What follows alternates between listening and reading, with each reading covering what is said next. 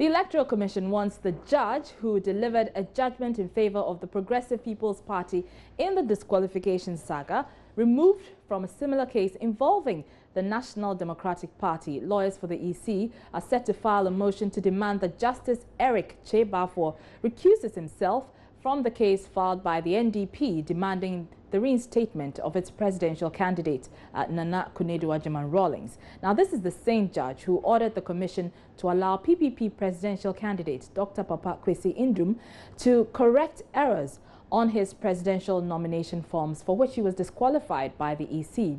As you know, the EC is appealing the ruling and has taken the case to the Supreme Court seeking to quash the judge's decision. The Supreme Court has abridged the date for the hearing of an application filed by the commission. The court, presided over by Justice Yao Puamang, moved the date of hearing from next week to Friday, November 4th.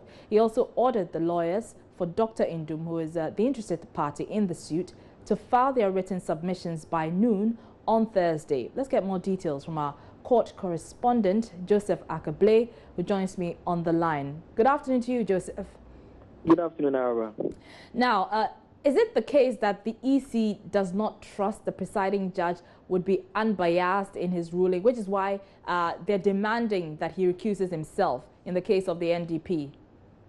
For that reason, we may have to wait a while longer. That will only become quite clear when the commission's lawyers officially file that motion asking that the justice recuses himself from the case. But the indication we have picked is that they intend to file, and in fact, when I was leaving the court, the understanding we got was that that was going to be done today. But as to the reason, that is not clear for now. Once that is filed, I will be able to get the understanding as to exactly why they want the judge to recuse himself. And what about the case of Dr. Ndum, in which the EC is seeking a review of the High Court's judgment? What has the PPP flag bearer been saying? I understand he was in court today. Yes, he has been talking about the fact that he's not perturbed about the court case against him. In fact, the point he made was that right from the very day when he was disqualified, when the announcement was made by the Electoral Commission, he has been touring parts of the country, continuing with his good message. It hasn't affected him in any way. So he still doesn't expect that once the matter is still up at the Supreme Court, that will affect the campaign to the extent that it will prevent him from going around the country and preaching his message. He says he's very confident that he didn't do anything wrong and the commission got it wrong by not allowing him an opportunity to correct those mistakes. So he knows the Supreme Court is likely to give a ruling in his favor. So you go ahead with his campaign and visit all other parts of the country. But today, Justice Puamang granted the abridgment of time motion to allow the matter be heard early. He also directed our lawyers for both parties present their written statement. That of the PPP is to be done by tomorrow 12 noon, while that of the Electoral Commission is supposed to be done by the close of the day. So what it means is that the Dr. Ndum's lawyer will present the DS. The EC will have a look at it and will have up to the close of the day to also reply, after which oral arguments will be made on the floor of the court on Friday. All right, Joseph Akable, many thanks for that update from the court. And speaking of the PPP flag bearer, he has been addressing or interacting rather with members of the Trades Union Congress. As you may be aware, yesterday, the flag bearer of the New Patriotic Party, Nana Akufo-Addo, interacted with the TUC members. So let's go live to the TUC headquarters where Dr. Papa Kwesi Ndum is interacting with the TUC members. It's been there since 2012. Every year we update it. So we know that it can be funded in Ghana. Then we also say, we get you educated, you must be in good health, but that we are not going to sit or stand anywhere and talk about NHIS and all those kinds of things, because if you are in good health, you don't need those kinds of things. And that what bothers us in Ghana, they are preventable diseases. It's like malaria, everywhere you go. Malaria has become a cousin, a family member. So you see anybody, oh, I don't feel well, what's wrong with you? I have malaria. Whether they've been to the clinic or not. And we're treating it as something hospitable. It isn't. So the malarias, cholera, monococcal meningitis, and the rest, those are the things killing us. Just as the Americans have gotten rid of it, the French have gotten rid of it, the Germans, the British, they all had malaria before. PPP says that will be our focus as far as health is concerned, to get rid of preventable diseases from Ghana so we can be more productive. And then after a good education, after being in good health, then what you need is a job. And not just any job, a good job that will give you good money so that your standard of living can increase. And this is the message that we are spreading all over Ghana. And if there's something that the people of Ghana are happy with us about, that is it. But we are not standing anywhere to just pluck out of the air that if you vote for Papa Kwesi Ndom, he will bring 3 million jobs. Or you vote for Papa Kwesi Ndom, 1 district, 1 factory. We are not interested in those kinds of promises. I'm not reading from any paper or from any book. We are talking from experience. A number of our leading members, we have experience in creating jobs. Mr. Ladinaganda, who will become our Minister of Trade, should the PPP be there, has experience in creating jobs right here in Ghana, on the international side and on the local side. So when you say Village Fresh Alatesamina, he brought that to Ghana. And it's based on our local raw material. It's a byproduct from cocoa. And our running mate, Bridget, what she has been doing is working with men and women, mostly women, in the very traditional area, the Volta region, and helping them bring value to the zombie that they produce there. And it's branded it, called Very Flavor, and it's exporting it, marketing it, and helping them make something of a good product that they normally produce but don't have a market for. So, indeed, in all it is that we do, we are based on the practical experience of our members. And all of our leading members that you hear talking on TV, radio, and so on and so forth, we try and help everybody to get a job. So we don't want any unemployed person speaking for our party, because we want for them to speak on the basis of experience, of some knowledge of something that they have encountered on the job market. So our basis is on jobs. And let me then say to you that the majority of Ghanaians, more than 53% of us, are into farming. And if you lump in fishing and farming, you're into farming. But also that's where a lot of the poverty is. That we are working hard, but we're not getting out of poverty. And we have picked just one example. There are 3 or 4 other examples, but just one. Rice. Rice, where this year we're importing over $1.2 billion worth of rice, and therefore sending jobs to Vietnam, to Thailand, to America, and so on and so forth.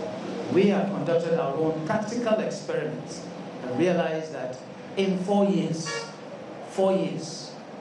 we can make it possible for Ghana not to have to import even a single grain of rice from anywhere.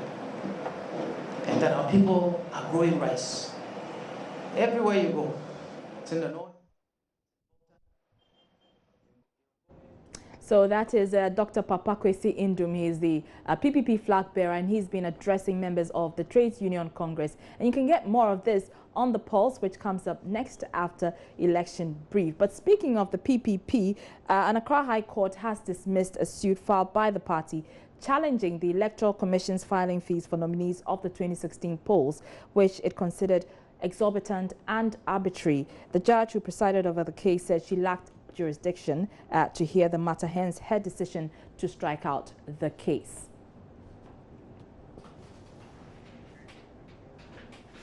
Let's head on to the campaign trail, and the president may not be campaigning today, but his appointees are ensuring his absence from the campaign trail is not hampering their chances to get as many votes as possible. That's because the Chief of Staff, along with NDC Deputy General Secretary Koko Anyudoho, have been campaigning in the governing party stronghold, the Volta region. You may recall last week the MPP Volta Regional Chairman admonished Togolese nationals against crossing the border to vote. Well, the NDC Deputy General Secretary has been responding to that. Listen. Oblivion, because it has been proven that Baumia lied. Amewu is only trying to, fly on the wings of that lie, and then so there's Operation Tiger Eye to create the impression that yes, it's true. This whole Togolese thing, there's nothing true about this Togolese thing. If there's any Togolese in Ghana, it's Peter Amewu himself, Jean-Pierre Amewu. That's his name. Go and ask him where he's from. Where he hails from. Today he says he's John Peter. His name is John Pierre. His parents come from Togo. And I've called him to a debate in Volta. He should meet me in the hall. Let's debate it. His ancestry, where does he come from? Should give us a break. But all this tiger eye nonsense is because they want to create mayhem. Let them understand. The police, the military, the security agencies shall deal drastically with Amewu and if they dare misbehave during the election. If they must be put behind bars, they'll be put behind bars. We will not accept any nonsense for any group of desperate politicians who want to create mayhem where there should be no mayhem. So let Amewu know. And this is tiger eye, fine. But he should be careful. He doesn't lose his own eye. Well, let's get on the lines now and speak to Ivy Setoji, who is following the Chief of Staff. Ivy, good afternoon to you. Good afternoon, Aruba. We understand the Chief of Staff has also been addressing chiefs there on their various concerns. Where exactly is he and what has he been saying? Yes, he is currently at Harvard and yes, to take the, he told the people of Peki that he assured the chiefs and people of Peki in the South Down district that government will give serious considerations to the various requests put in by traditional leaders of the area. He also said that he entreated the people of the region to treat the NDC as its baby and assure that the long years of support by the people for the party will not be in vain. All right, many thanks, Ivy Setoji there. And still on the NDC, the governing party says a claim in its 2016 manifesto that it constructed 5 polyclinics in the Western region was, quote, a regrettable omission. The party's manifesto claimed the polyclinics had been completed in the Wasa Dunkwa, Bogoso, Nsuayem, Mpoho and Alubu areas and were already operational, but it turned out the facilities do not exist. Well, speaking on Joy FM Super Morning Show, Employment and Labour Relations Minister Haruna Idrisu said the hospitals were placed in the wrong category in the document and that work is under construction with regards to the facility. But this is a matter of concern, Mr. Idrisu. 5 polyclinics that don't exist. I should, without any hesitation, admit that it's a regrettable omission of misarrangement of that particular paragraph. What remains important is that our record in health infrastructure and its development is unparalleled in the country's history. A misarrangement in the sense that if you look at the paragraph preceding where you've raised a genuine issue, it says initiation of processes for the commencement of 5 district hospitals. For instance, Somanya, Bupe, Solatuna, Kalba, Tolang, and Wita. Indeed, only this weekend that I got the member of parliament for Bupe together with the DC and the incumbent member of parliament to discuss even land site, which was a problem for the entity which was to construct those 5 district hospitals. As we speak, the 5 polyclinics intended for the western region, as you rightly pointed out, was Wasa Dunkwa, Bogosu, Nsuayem, Mpo, and Elubu, are before Parliament. So it should have belonged to the category of polyclinics to be considered for construction, because it's now that Parliament is subjecting it to the approval processes. Indeed, it should not belong to the category where we have in error said that it's been completed and are currently operational. So that's a very regrettable omission and an error which based on our records. Now, there is an accountability crisis in Ghana, or is there? Well, flag bearer of the New Patriotic Party, Nana Akufo-Addo, thinks so. The NPP leader, who is continuing his campaign in the central region, says Ghanaians are being fleeced and taken for a ride because, according to him, projects are being undertaken and Ghanaians are not being told the real cost of such projects. Let's get on the lines because correspondent Richard Kojo-Nyarko, who's following the NPP flag bearer, joins us with details. Richard, did the NPP flag bearer give further reasons why he believes there is what he calls an accountability crisis? Well, he has not specifically given any reason. What he talks about is that the NDC says it's done a lot in this country, constructing things here and there. But according to him, a lot of loans have been contracted, and Ghanaians need to know which of the loans are going into Project A or Project B. They talk of classrooms, they are constructing classrooms, they are constructing overhead, and the cost that they mention, they do not commensurate the actual project on the ground, because some of the projects, these monies could construct twice the project that they talk about. So he's been talking about leadership, that the fact that Ghanaians should get a leader in the time of the crisis in this country, a leader who could protect the purse of the general public. So the NPP flag bearer has been to the Buampensema Infie, in the Upper Dintra, that is the headquarters or the Dintra Palace, where the biggest palace is sited. And so he's been talking about a lot of these projects that when he comes, there will be transparency, there will be accountability. But the chiefs have also been complaining bitterly about the nature of their roads. They complain about how Galamsey activities are threatening their sources of livelihood. So many farmlands have been destroyed. Their water bodies have also been destroyed. But in an answer to the chief's queries, the NPP flag bearer says that when he comes, he will make sure that he puts things in proper perspective by making the people do mining in an organized way. According to the NPP flag bearer, the NDC has sold Ghanaians so many unfulfilled promises, and they also include things in their green book that are non-existent. Example is what he says that has been discovered in the Western region. So he's been assuring the people, but apart from Nana Akufo-Addo, other people of his entourage have also been speaking. Alan Kojetremante has been speaking about a boost in the agricultural sector and a revival in the industry of the country. So this is basically what has been happening the whole of today.